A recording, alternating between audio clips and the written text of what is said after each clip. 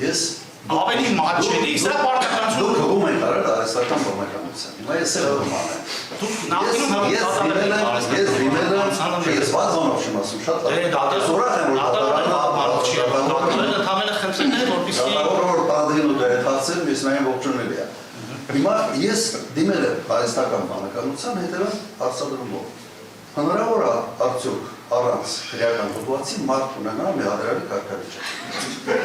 Եվ արդյոք կա որևէ այս երկրագնդի վրա որևէ մի երկիր, որտեղ դա հնարավոր է, երկար երկարներից մեկ։ Շատ երկար աշխատելուց հետո, ամբողջ այդ big data մշակելուց հետո, ինձ ասել են սա աբսուրդ է, սա անհնար է, եւ չկա աշխարհում որևէ մեկ երկիր, որտեղ դա հնարավոր է։ Ամենան դեպս եղած այս data-ի մեջ այդպիսի օրինակ արհեստական բանականությունը չի գտել։ Ես ասի լավ պատմական իմաստով է հիմա կարող է դա եղել օրինակ 50 տարի առաջ, 60, 70 վերջի 100 տարվա ընթացքում այդպիսի օրինակ չի հայտնաբերել։ Հասկանում հիմա եթե մենք ողջամտության բանով շարժվենք, այս դատականիստը չպիտի գա։ Ես դեռ գալիս եմ, որտեղ հասկացա, որ ոնց որ չես գալիս ասում եք խուսափում է, բայց ես գալիս եմ ավելի շատ բարեկամ դրսևորելով, բայց ներքին համոզմունքս, իմ ներքին համոզմունքը, որ ինչ անում ենք աբսուրդի մեջ։ Ստիպված եմ անում, որտեղ կա դատավոր, կա խնդրություն, կա դատախազ, որ գալիս ասեն ստիպանելով վերում է, մեղադրանքներ է տալիս, բայց արհեստական բանականության պատասխանը դա է։ Եթե սխալ է այդ բանականությունը, խնդրում եմ մեկ օրինակ բերեք, վերջի 100 տարվա ընթացքում, որևէ մի երկրում, մոտ 200 երկրում, այսպիսի օրինակ։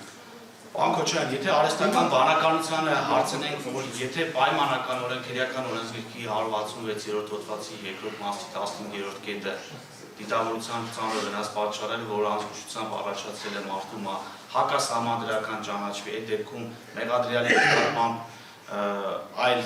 մեղադրանք փոփոխելու հնարավորություն կարող են ձեռել, չընձեռել։ Հիմա եթե պայմանականորեն արհեստական բանականությունը պատասխանի, որ չէ, այդ անձը այլևս այդ պահից անբարդ է, դուք ոնց կմեկնաբանեք դա, տեսեք այլ մարմնական վնասվածքի հետ կապված օրինակ բերեք։ Այսինքն անձին դիտավորությամբ